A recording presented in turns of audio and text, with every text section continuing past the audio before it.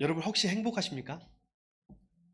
혹시라는 말을 물어봐서 죄송합니다. 당연히 행복한데 이쪽에 분들한테 한번 묻겠습니다. 여러분 행복하십니까? 조금 자신감이 부족하네요. 자, 반 나눠가지고 이쪽 라인에게 한번 물어보겠습니다. 여러분 행복하십니까? 네. 여긴 자신감이 좀 더 떨어졌습니다. 예, 한 분은 자신감 있으신데 나머지는 자신감이 떨어졌어요. 이쪽에 라인에게 물어보겠습니다. 여러분 행복하십니까? 자, 이쪽 우리 청소년부 여러분 행복하십니까? 예. 이것도 있습니다. 이것도 아니요도 있습니다. 일부의 성도들은 대체로 행복합니다라고 대답을 했습니다. 어, 여러분 왜 행복하냐고 물어볼 때 행복하긴 한데 100% 행복이라고 말하기에는 뭔가 좀 마음에 걸림이 있었죠. 또 행복 안 한 것도 아니잖아요. 왜 행복할 수 없을까? 왜 행복하다고 말할 수 없을까? 여러분 행복의 본질을 알아야 합니다. 행복의 본질은 어디에 있을까요? 어떤 상태에서 우리는 행복하다고 느낄까요? 행복의 본질은 자족하는 마음이 있습니다. 자족하는 마음이 없으면, 감사하는 마음이 없으면 여러분 행복이 사라지는 거예요. 오늘 추수감사 주일이잖아요. 여러분 감사가 없어진 사람은 행복도 없어져요.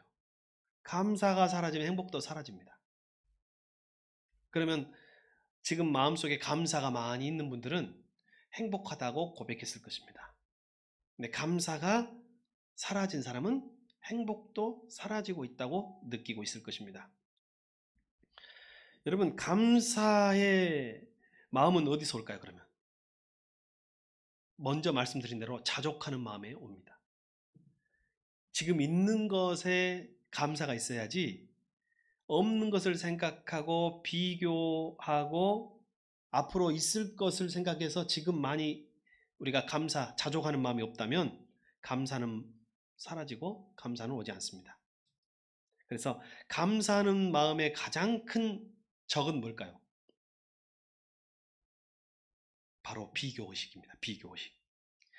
비교의식이 있는 한 감사가 없어요. 감사가 없는 한 행복은 없습니다. 하나님은 이스라엘 백성을 애굽에서 구원해 주셨습니다. 이스라엘 백성은 애굽에서 종의 신분으로 400년을 살았습니다. 그들에게 자유인의 신분을 주시며 광야에서 자유인의 신분을 허락하셨고 약속의 땅까지 가나안 땅까지 가도록 축복하셨어요. 그런데 그들은 광야에서 농사도 지을 수 없었으나 하나님이 먹이셨고 사냥을 할 수도 없었으나 전쟁에서 약탈할 수도 없었으나 하나님이 그들을 입히시고 마시게 하셨습니다. 하나님이 광야에서 그들에게 주신 하늘 양식이 무엇인가요? 만나입니다. 만나. 만나를 먹는 것 자체가 기적이에요. 농사도 하지 않은 그들이 하늘의 양식으로 살게 되는데 그들 마음속에 감사가 있어야 하잖아요. 그 만나로 만족하고 자족했어야 하는데 그들 마음속에 어떤 마음이 생기냐면 비교 의식이 생깁니다. 애굽에서 먹었던 것과 여기서 먹는 것. 그래도 애굽은 여러분 오래된 역사가 있는 문명 국가잖아요. 애굽에게서 먹었던 파, 마늘, 부추, 그리고 가끔 먹었던 고기 국물, 그것들을 비교하면서 원망의 마음이 나왔고 하나님께 원망과 불평을 했습니다. 애굽이 나았어. 애굽이 나은 것도 있었어에서 시작해서 나중에 애굽이 나았어가 됐고 그들은 감사를 잃어버렸어요. 행복도 사라졌습니다.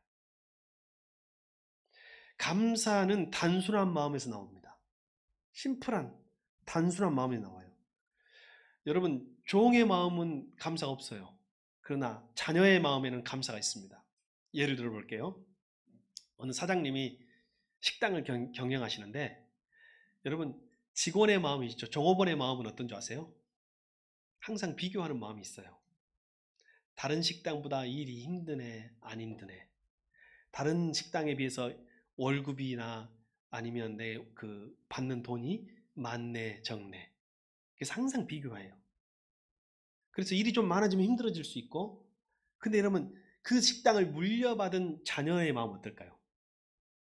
상속자의 마음은 월급을 조금 받을 수도 있고 많이 받을 수도 있고, 일이 더 힘들 때도 있고 덜 힘들 때도 있고, 그리고 내 몸이 더 힘들 때도 있고 덜 힘들 때도 있지만 상속자의 마음은 그것을 다 감사함으로 받을 수 있어요. 여러분, 우리가 종의 마음으로 세상을 살아가고 있는지 상속자, 자녀의 마음으로 이 광야의 길을 걸어가고 있는지를 생각해 봅시다. 우리가 자녀의 마음으로 돌아온다면, 아들의 마음, 딸의 마음으로 돌아온다면 우리 몸에, 우리 마음 속에 감사가 회복될 줄 믿습니다. 그러면 여러분, 우리가 자신 있게 행복하다고 말할 수 있을 것입니다. 비교하면 행복이 사라져요. 비교의식은. 여러분, 다른 집 자녀들이 돈 잘 벌고 공부 잘하고 장학금 받고 그래봤자 남의 집 자식이에요. 비교하면 감사가 없어요. 조금 부족해도 내 자식이 내 자식인 거예요. 맞죠, 여러분? 다른 집 자식들 잘 나가봤자 무슨 소용이 있대? 비교하지 말고 나에게 주신 내 자녀의 그 존재만으로 감사합시다. 여러분, 다른 집 남편들 아무리 잘 나가봤자 남의 집 남편이에요. 부족하고 못나도 내 남편이 그래도 있는 것이 낫지. 예? 비교하면 감사가 사라지는 거예요. 그래도 저녁에 들어갔는데 찬바람 쌩쌩 안 불고 온기라도 있는 것이 감사한 거예요. 잃어보면 그 소중함을 알아. 바가지 긁는 밥을 잘 챙겨주니 반찬을 잘해주니 그것보다도 존재만으로 아내가 있는 것이, 바가지 긁어주는 아내가 있는 것이 감사한 줄을 아시기 바랍니다. 남성들의 감사는 거기서 시작해야 돼. 그러니까 지금 있는 내 아내, 지금 있는 주신 내 남편, 지금 있는 내 자식에 대한 감사, 그 단순한 만족이 여러분 감사해요. 진짜 맛있는 밥이 뭐예요, 여러분? 뷔페 좋아하시는 분. 저도 옛날에는 뷔페를 좋아했습니다. 더 젊고 더 어렸을 때는 뷔페가 좋았어요. 왜? 다양하게 먹을 수 있고 많이 먹을 수 있으니까. 근데 언젠가부터는 이제 뷔페가 싫어요. 무엇이 맛있냐면요, 진짜 맛있는 김치 하나만 있고 막 한 밥 있으면 진짜 그게 맛있어지더라고요. 여러분도 그렇죠? 반찬이 많다고 맛있는 게 아니에요. 비교를 많이 할수록, 여러분 부모 여러분, 우리 좀 연세가 드시는 우리 어머니들은 사위 있고 며느리 있으시죠? 사위 있고 며느리 있으시죠? 비교하지 마세요.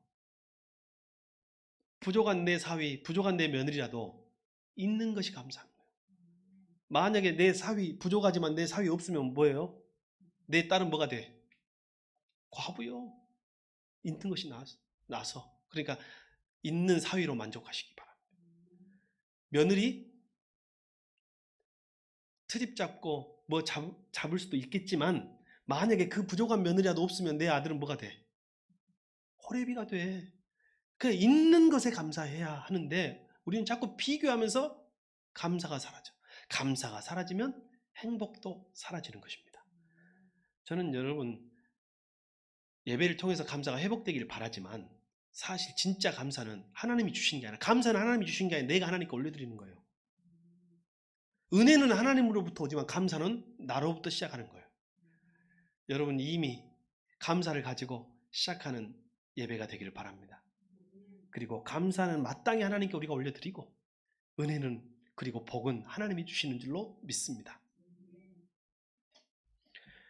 감사의 행복의 본질 두 번째. 첫 번째는 뭐였냐? 감사했다고 했어요. 그죠? 행복의 본질. 첫 번째, 행복은 감사에서 나온다. 그리고 행복의 본질 두 번째, 관계 회복에서 나와요. 우리의 가장 본질적인 관계, 여러분, 아까 가까운 사람들, 가족하고 관계가 굉장히 중요합니다. 아까 말했지만 비교하고 원망하고 불평하면 관계가 깨지면 행복이 깨져요. 그래서 관계를 회복해야 돼요. 그럼 관계를 어떻게 회복할까요? 섬김으로 회복하는 거예요. 섬김으로 관계가 회복된다. 다 따라합시다. 이거 정말 중요한 거예요. 앞으로 우리 새순교에서 신앙하는 동안에 내가 이걸 계속해서 반복으로 말할 거예요. 자, 섬김으로 관계가 회복된다. 시작.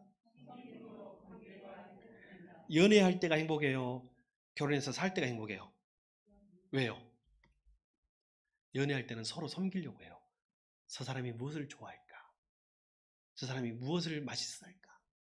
저 사람이 무엇을 행복해 할까? 그래서 내가 맞춰주려고 할 때 그때가 행복한 거예요. 근데 결혼하고 나서 언젠가부터는 번전 생각이 나요. 저 사람이 나에게 뭘 해줬을까? 저 사람이 나에게 또 무엇을 안 해줬을까? 이걸 생각하니까 관계가 점점 멀어지는 거예요. 진짜 행복한 사람들 보세요. 무엇 받으려고 하지 않고 무엇을 해주려고 노력한 부부가 행복한 거예요. 한번 말씀드린 것 같습니다만 올해 8월 달에 갑자기 우리 아내가 저한테 갑자기 잘해줘서 갑자기 잘해주면 겁납니다. 겁이 났습니다. 나중에 알고 봤더니 저희 아내가 2000년도부터 교직 생활을 했거든요. 그러니 올해가 2021년이니까 20년이 넘었네요. 꽤 오래 했어요. 친구도 어렸을 때 사신 친구가 더 사실은 진실해요. 그죠? 어린 시절 친구가 허물이 없고 진실해. 지금도 같은 직원들, 동료들이 있겠지만 처음 발령받았을 때 첫 학교의 그 동료들 방학 때 만나더라고요. 한 번씩. 만나는데 갔다 왔는데 저한테 잘한 이유를 설명해 주더라고요. 거기 보면 다 한 50평, 40평, 50평 사는 분들도 계시고 좋은 차 외제차 타는 분들도 계시는데 우리 아내가 하는 말은 내가 제일 행복하더라. 왜요? 그 중에 어떤 분은 퇴근하고 학교 끝나면 집에 가기가 싫어가지고 배회하다가 늦게 들어가는 분도 계시더라는 거예요. 왜? 관계가 안 좋은 거예요. 그 누구하고 안 행복해 보이더래요. 근데 그분들이 다 크리스찬들입니다. 남 이야기가 아니에요. 다 그분들도 교회 다니시고 크리스찬 나름대로 교회에 봉사하시고 하신 분들인데 관계가 회복이 안 되니 행복하지가 않더라는 거예요. 그래도 돌아보니 갑자기 저한테 잘해준 것이 예, 관계는 행복에 있더라는 거예요. 자, 여러분 다시 한번 질문하고 싶습니다. 여러분 행복하십니까? 비교하지 말라니까요. 지금 있는 것에 감사할 수 있어야 돼요. 여러분 감사가 있습니까? 그럼 여러분 행복하십니까? 자, 이제 영어로 한번 대답해 보기로 했죠. 영어로 대답하면 얼굴 표정이 달라져요. 자, 여러분 yes와 no로 대답해 주십시오. 여러분 행복하십니까? yes 하면 입꼬리가 올라가면서 벌써 그 사람은 행복하게 보여요. 그리고 yes라고 말한 사람이 그 다음 행복을 또 붙잡아. 근데 거기서 머뭇거리는 순간 다음 행복이 올 행복도 머뭇거려요. 여러분 있는 것 있죠? 받은 것 있죠? 오늘 설교 시작은 감사로 시작합시다. 오늘 말씀의 제목은 패배에서 배운 승리입니다. 이스라엘 백성이 가나안 땅에 들어가서 했던 첫 번째 전투는 여리고성 전투입니다. 여리고성은 아직까지 한 번도 적군에게 함락당해 본 적이 없는, 패배한 적이 없는 요새, 천연의 요새입니다. 근데 하나님이 하필 첫 번째 붙여준 적이 가장 센 적이에요. 이스라엘 백성들이 긴장했을까요? 안 했을까요? 긴장을 했죠. 엄청 긴장했어요. 저렇게 강한 성을 우리 보고 점령하라고? 점탕꾼을 보내보니까 저들의 키가 우리보다 한 2배는 큰 것처럼 보여요. 우린 너무 작아. 어떻게 할까? 근데 하나님이 이스라엘 백성들에게 명령하실 때 무엇을 명령하시냐면 아무것도 하지 말라. 아무 소리도 내지 마라. 아무 말도 하지 마라. 침묵하라. 너희들이 승리하려고 무기를 만들지도 말고 너희들이 힘을 기르지도 말고 어떤 수단과 방법을 고려하지 말아라. 그냥 너희들은 침묵하고 기다려라. 너희들 할 것은 조용히 침묵함으로 여리고성 주위를 그냥 돌아라. 왜 그렇게 하셨을까요? 가장 어려운 전투를 하는데 왜 그들에게 아무것도 하지 말라고 했을까요?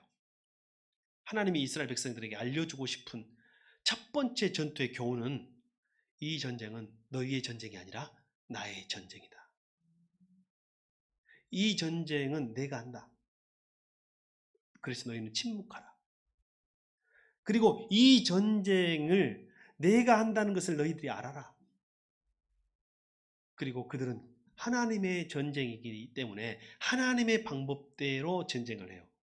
무기를 만들고 군사를 늘리는 것이 아니라 침묵하고 순종함으로 하나님께 맡길 때 대승리를 거둡니다. 이 첫 번째 승리, 첫 번째 전투가 승리로 끝난 다음 두 번째 전투가 기다리고 있어요.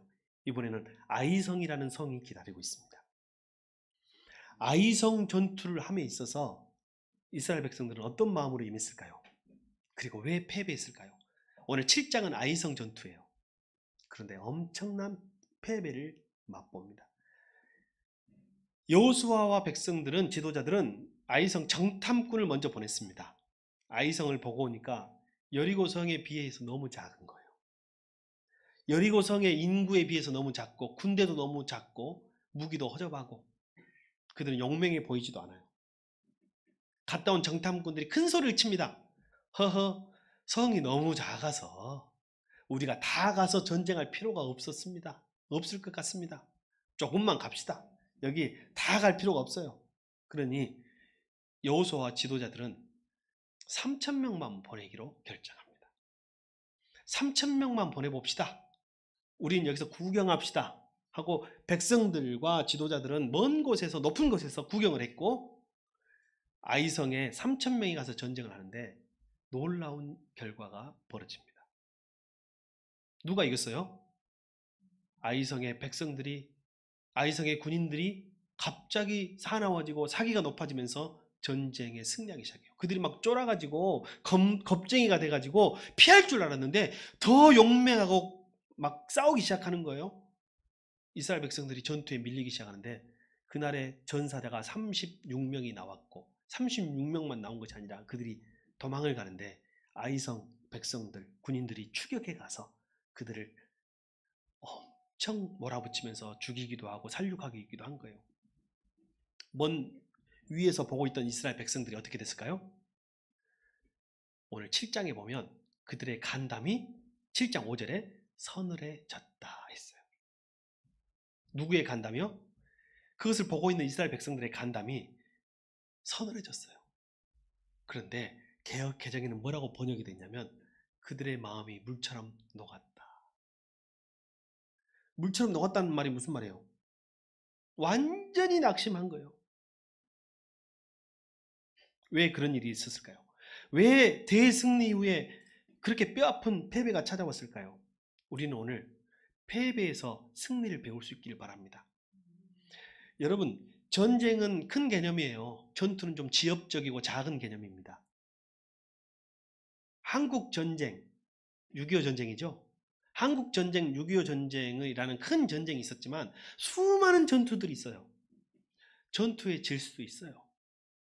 때로는 전투에서 져야 하는 전투도 있어요. 후퇴하는 전투도 있어요.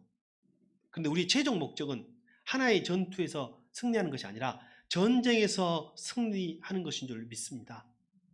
이스라엘 민족에게는 가나안 정복 전쟁이라는 큰 전쟁이 있었어요. 어느 전투에서는 이겼고 어느 전투에서는 집니다. 여리고성 전투에서는 승리했으나 아이성 전투에서는 졌어요. 그런데 하나님은 그들에게 패배에서 승리를 배우라 하십니다. 여러분, 올해 삶에 진 전투도 있었죠. 실패도 있었죠. 좌절도 있었죠. 올해 아픔도 있었죠. 아이성 전투로 그 패배에서 승리를 배우면 올해의 큰 전쟁에서는 여러분이 이길 줄 믿습니다. 하나님이 그것을 우리에게 원하시고 있는 거예요. 그러면 우리는 오늘 아이성의 패배에서 어떤 승리를 배울 수 있을까요? 먼저 이스라엘의 마음이에요. 이스라엘은 여리고성 전투에서 그들의 전쟁이었다는 착각에 빠졌어요. 그들이 잘나서, 그들이 힘이 세서, 그들이 똑똑해서, 그들이 능력이 많아서, 그들의 군사력이 세서 여리고성에 이겼다는 착각을 하기 시작해요. 여러분, 여리고성 전투는 승리는 은혜였습니다. 근데 그 은혜를 잃어버린 순간 어떤 마음이 찾아와요? 교만한 마음이 찾아와요. 아이성 전투에 임할 때 그들의 마음은 교만해졌습니다. 교만해지니 하나님의 은혜를 잃어버리게 되고 내가 힘이 세야 하고 내 힘으로 살아야 한다고 내 힘으로 전투해야 된다는 생각을 했습니다. 그러니 여리고성 전투는 하나님의 전쟁이었다면 아이성 전투는 이스라엘의 전투였습니다. 그게 패배의 이유였어요. 패배한 후 그들은 바로 그 교훈을 배운 것입니다. 은혜를 아는 자가 겸손해집니다. 여러분이 가진 것, 여러분의 노력으로 얻은 것입니까? 여러분의 능력으로 얻은 것입니까?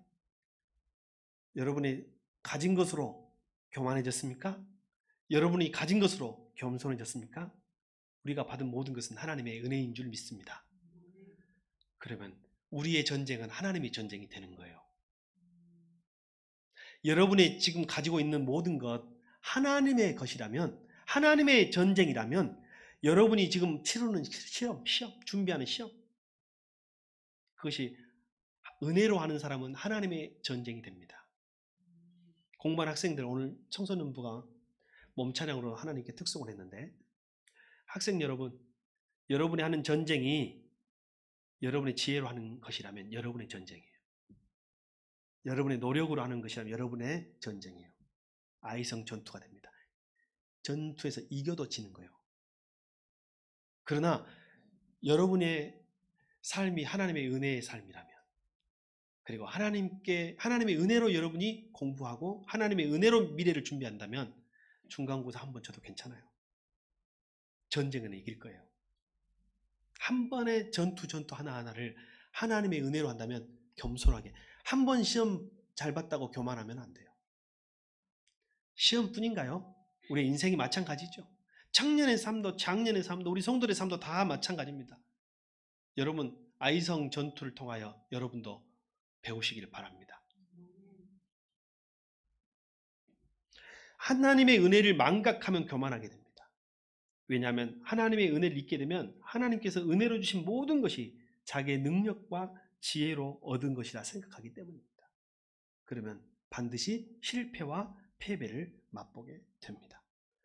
우리는 우리가 가진 모든 것이 하나님의 은혜로 이루어진 것을 알고, 그리고 우리가 과거에 성취했던 성취와 여리고성의 승리 또한 하나님의 은혜로 주어진 것을 알고 겸손히 나아갑시다.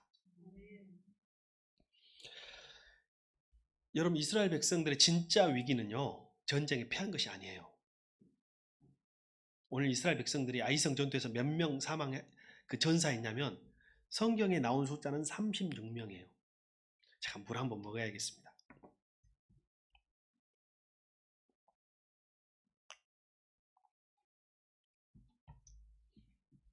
3,000명 전쟁에 가담했는데 36명 죽으면 많이 죽은 거예요? 조금 죽은 거예요?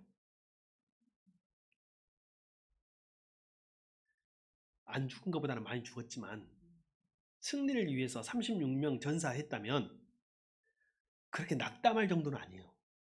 간담이 서늘할 정도는 아니에요.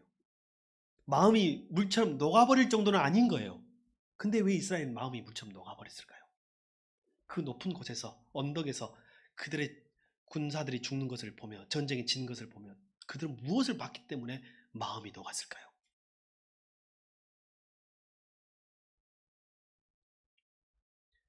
그들은 36명 죽은 것 때문에 간담이 서늘해진 것이 아니었어요. 놀란 것이 아니에요. 이 전쟁에서 하나님이 안 보이는 거예요. 이 전쟁에서 하나님이 함께 하심이 보이지 않았기 때문에 이들이 놀란 거예요. 몰랐어요. 여리고성 전투에 취해 있어서 아이성 전투에서 하나님의 일하심, 하나님의 역사하심, 하나님의 함께 하심이 보이지 않으니 갑자기 그들은 충격에 빠진 거예요. 자, 진정한 위기는, 여러분의 인생의 위기는 아이성의 패배가 아니에요. 조금 손해볼 수도 있어요. 전쟁을 위해서는. 오히려 손해봐야 이길 수도 있어요. 오히려 져야 될 때도 있어요. 다음을 위해서. 그런데 진짜 위기는 하나님이 없는 전쟁입니다. 하나님 없는 삶입니다. 하나님이 함께하지 않는 성도, 하나님이 함께하지 않는 성도의 삶, 하나님과 함께하진 성도의 일, 성도의 전쟁, 성도의 전투는 가장 위험한 거예요. 선장 없는 배가 더 위험한 거예요. 배 없는 것이 문제가 아니에요. 여러분의 위기는 무엇입니까? 여러분이 인지하고 있는 위기는 무엇입니까? 하나님 없음이어야 할 줄 믿습니다. 하나님을 다시 찾읍시다. 하나님을 다시 붙듭시다. 내 인생의 전투를 하나님의 전투로, 하나님의 전쟁으로 고백합시다.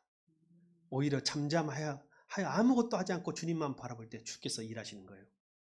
내가 뭐 하려고 발버둥 칠 때, 여러분 누가 뭐 한다고 자꾸 하면 겁나는 사람 있죠? 있어요, 없어요? 뭐 해볼까? 그럼 겁나는 사람 있어요, 없어요? 조용히 있는 것이 도와주는 거야 라고 할 때 있죠. 어찌 보면 하나님 앞에 우리가 조용히 하나님을 바라볼 때 하나님이 일하는 경우가 훨씬 많습니다. 그러면 이제 우리는 패배 앞에서 무엇을 배워야 할까요?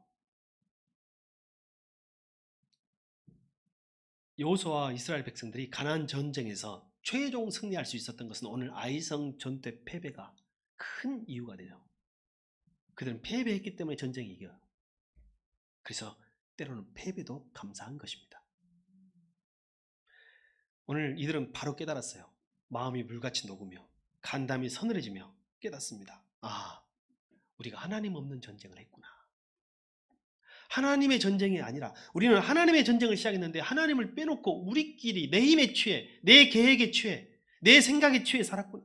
내 힘을 의지했구나. 6절 이하에 보면 이스라엘 백성들과 그리고 여호수아 지도자들이 옷을 찢어요. 여러분, 이게 옷을 찢는 게 이스라엘에게는 무슨 의미가 있는 줄 아시죠? 철저한 회개. 오늘 이 패배를 돌이키고 승리로 바꿀 수 있는 유일한 방법은 철저한 회개. 이들이 옷을 찢으며 사실은 마음을 찢은 거예요. 본질은 마음이죠. 항상 옷은 상징이요. 본질이 마음이요. 오늘 우리 같이 옷을 찢어볼까요? 옷을 찢어도 마음이 찢지 않으면 아무 의미가 없어요. 오늘 이 자리가 우리의 마음을 찢는 자리가 되기를 바랍니다. 마음을 찢는 거예요. 마음을 찢고 죄를 머리에 뿌리는 게 무엇이라고요? 참된 진실한 회개입니다. 회개. 이들은 마음을 찢고 옷을 찢고 머리에 죄를 뒤집어 쓰면서 티끌을 뒤집어 쓰면서 철저한 회개를 하면서 이 전쟁이 나의 전쟁이었음을 고백합니다. 그리고 하나님 없는 전쟁을 회개합니다. 하나님의 은혜로 이루어진 여리고성 승리를 다시 생각하면서 이 전쟁에서는 하나님의 은혜를 내가 잊어버리고 교만하여 내 힘으로 전쟁에서 졌다는 것을 고백하고 인정합니다. 그리고 이후에 있어지는 모든 전쟁에서는 겸손히 하나님을 구할 것임을, 하나님과 함께 할 것임을 이야기합니다. 여러분, 저와 여러분의 옷을 찢는 자리가 이 자리가 되기를 바랍니다. 마음을 찢어서 이제 이후의 삶, 이 순간 이후의 모든 삶의 전쟁의 주인은, 주권자는 하나님에게 있음을 고백합니다. 여러분, 오늘이 종교개혁주의이기도 해요. 제가 개혁이라는 말을 포털에 쳐봤습니다. 했더니 어떤 백과사전에 이렇게 나왔어요. 개라는 말이 몸기자를 쓰고 그 다음에 두들기를 칠자를 쓴답니다. 치다. 누구를 치는 거예요? 자기를 치는 것이 개혁이에요. 종교개혁주의에는 교회 스스로 자기 자신을 쳐야 돼. 회개를 말합니다. 성도가 자기를 치는 거예요. 혁은 뭐예요? 혁은 가죽격자를 씁니다. 가죽을 바꾸는 거예요. 여러분, 고대에 있어서 가죽은 옷을 상징하는 거예요. 옷을 바꾼다는 것은 신분을 바꾸는 거예요. 옷을 바꾸고 신분을 바꾸고 자기를 두들기는 것이 개혁이에요. 회개를 뜻합니다. 우리 한 가지 교훈을 더 찾아봅시다. 우리는 반드시 찾아야 돼요. 교회는 운명 공동체다. 다시 한번 따라합시다. 교회는 운명 공동체다. 자, 한번 잘 보세요. 마음이 와닿지 않을 수도 있어요. 여러분, IMF 때 우리나라 사람들 정말 고생 많이 했습니다. 제가 IMF 시대라고 말했죠. 많이 죽었어요. 많이 자살했어. 가장들이 많이 자살하고 힘없는 아이들 데리고 많이 동반 자살도 했어. 부모들이 갑자기 어려워져가지고. 우리나라 국민들이 무엇을 잘못해서 IMF가 왔어요? IMF가 뭔지도 몰랐어. 금융위기가 뭔지도 몰라서 우리나라 백성 그냥 열심히 일하는 것밖에 없었어요. 근데 누구 때문에 IMF가 왔냐면 국가 지도자와 그 위정자들 때문에 IMF가 왔어요. IMF가 뭔지도 몰랐어요. 대통령이 당시에. 그리고 옆에 사람들이 밑에 우리 관료들이 괜찮습니다 하니까 괜찮다 하다가 IMF가 딱 온 거예요. IMF가 뭐냐면 IMF라는 국제 국제은행이라고 할 수 있죠. 국제적인 한국은행이라고 생각하면 돼요. 중앙은행이라고 생각하면 돼요. 거기서 우리나라에 차압을 붙여가지고 노란 딱지를 우리나라에 딱 붙인 거예요.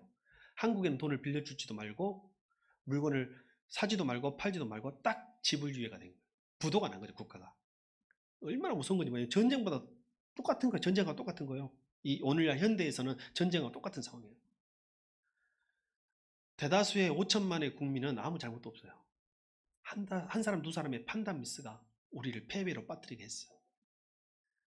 여러분 6장은 여러분 보세요. 6장을 성경 소제목을 보세요. 눈치 있는 사람 싹 한번 보세요. 여리고성 전투라고 돼 있는데 7장은요. 아이성 전투가 아닙니다. 하나님의 관점에서 봤을 때 하나님은 지금 한 사람의 죄를 더 크게 생각하고 있어요. 왜 아이성이 전투에서 패했는지 하나님은 한 사람의 죄를 생각하는데 아간이라는 사람이 등장합니다. 사실은 여리고성 전투는 하나님의 승리니 그 승리의 상징으로 하나님이 뭐라고 했냐면 거기서 얻어지는 모든 전리품은 너희들이 개인적으로 취하지 말아라. 이건 내가 승리한 나의 전쟁이니 다 없애라. 다 불태워라. 다 그 말씀을 따랐는데 굉장히 높은 사람 중에 한 사람이 아간이 금은보화를 보고 욕심이 났어요? 안 났어요? 욕심이 났어. 그것을 몰래 숨기고 좋은 명품 외투 요즘 있죠? 요즘 좋은 외투 있죠? 좋은 외투 너무 욕심나. 그것을 또 챙겼어. 숨겨놨어. 아무도 모를 줄 알았는데 집에 가서 자기 부인한테 여기 외투 이거 모피 코트요. 금은보화야. 내가 몰래 숨겼어. 다 몰라도 누구는 알아요. 하나님은 아시잖아요. 거기서 시작한 거예요. 아간의 죄. 그리고 아간의 가족들이 그것을 알고 있었어. 근데 아간의 가족들이 그것을 묵인한 죄. 그 책임이 아이성의 패배로 나타난 거예요. 따라합시다. 우리는 운명 공동체다. 모르고 사는데 IMF 터져보면 알아. 전쟁 나보면 우리 한민족이 한민족 공동체라는 걸 알아요. 교회가 핍박당하고 예배를 드릴 수 없게 되고 신앙의 자유가 사라지면 왜 교회가 운명 공동체인 것을 알게 됩니다. 그렇게까지 가면 안 될 거 아니에요. 여러분 한 사람 한 사람이 왜 중요하냐면요. 우리 예배가요. 여러분 성전은 사라졌다 했잖아요. 새로운 성전이 뭐냐면 여러분이 모인 오늘 이 자리가 성전이에요. 여러분이 있기 때문에 성전인 거예요. 근데 여러분 중에 한 명이라도 아간이 있으면 우리 공동체에서 어려움을 겪을 수 있습니다. 제가 제일 회개하는 것은 뭐냐면 제가 그 IMF 와가지고 유사교회 유사 목사 이야기를 제가 여러 번 했죠. 여러분 그들의 죄도 우리가 같이 감당해야 십자가입니다. 우리가 더 잘 살아야 돼. 우리가 더 잘 믿어야 돼. 그리고 그들에게도 회개할 수 있도록 우리가 같이 기도해야 돼. 우리도 같이 회개해야 돼. 우리 모두 같이 운명 공동체니까요. 자, 마무리하겠습니다. 삶이 예배입니다. 우리는 전쟁만 생각해요. 여리고성 전쟁만 잘하면 되지, 전투만 잘하면 되지, 아이성 전투만 잘하면 되지. 아니에요. 하나님 뭘 보냐면 여리고성 전쟁 끝나고 아이성 전투까지 삶을 보셨어요.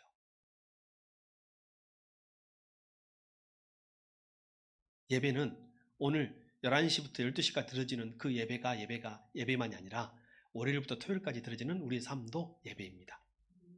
삶의 예배예요. 하나님 앞에 계속 실패한 사람은 딱 두 가지 특징이 있습니다. 하나는 월요일부터 토요일까지 삶의 예배에 실패한 사람은 계속 실패를 경험합니다. 또 하나, 아무리 월요일부터 토요일까지 삶을 승리해도 주일 예배에 실패한 사람은 실패합니다. 이게 유기적으로 연결돼 있어요. 그래서 여러분, 아무리 학생들 명심해야 돼. 특히 학생들 지금 공부에 타협하잖아요. 내가 공부하지 말라는 말 아니에요. 공부 진짜 더 열심히 해야 돼, 그리스도인들은. 그러나 지금 공부 때문에 타협하잖아요. 나중에 크면 타협할 일이 더 많이 생겨요. 나중에 부모 돼봐요. 부모 되면 타협할 일이 훨씬 많이 생겨. 지금은 나만 챙기면 되잖아요. 청년들 나은 사람만 잘 믿으면 되잖아요. 나중에 결혼해봐. 남편 챙겨야 돼, 아내 챙겨야 돼, 아이들 챙겨야 돼, 부모님들 챙겨야 돼. 챙길 것이 더 많아져. 그때 더 어려워요. 지금 타협하면 안 돼. 여러분, 삶이 예배입니다. 한번 고백해. 삶이 예배입니다. 저는 저희 어머니를 정기적으로 대학병원에 모시고 갑니다. 짧으면 3개월, 길면 4개월마다 한 번씩 가요. 의사 앞에서만 치료받는 것이 아니라 의사가 약을 주고 처방을 주면서 3달 동안 이렇게 살고 치유하다가 오십시오라고 말해요. 그러면 의사가 시킨 대로 약도 잘 먹고 운동도 하고 식이요법도 하고 다 관리를 한 다음에 의사한테 가는 거예요. 병원에 가는 것만이 치료가 아니라는 말이에요. 교회에 와서 드리는 이 예배만이 예배가 아니라 오늘 예배에 의사 되신 주님이 여러분에게 처방전을 주시고 이 약은 어떻게 하루에 3번 챙기고 말씀약, 양약, 신약, 구약 챙겨 먹고 기도하고 이걸 삶을 주면 일주일 동안 그것을 지키면서 사는 거예요. 이미 건강 그때 확보되는 거예요. 그리고 교회에 오면 뭐만 하면 돼요? 확인만 받으면 돼. 의사 선생님이 예수님께서 됐다. 이번에 또 이렇게 살아봐라. 이번에 또 이렇게 또 한번 바꿔봐라. 약도 바꿔보고 이렇게 주는 거예요. 고백합시다. 삶은 예배이다. 시작. 우리의 최종 목표는 전투가 아니라 전쟁입니다. 전쟁에서 승리하는 것입니다. 작은 전투에서는 질 수도 있습니다. 그러나 우리는 전쟁에서는 반드시 이겨야 합니다. 오늘 올해 우리가 살아온 아이성 패배에서 승리의 비밀을 배우는 저와 여러분이 됩시다.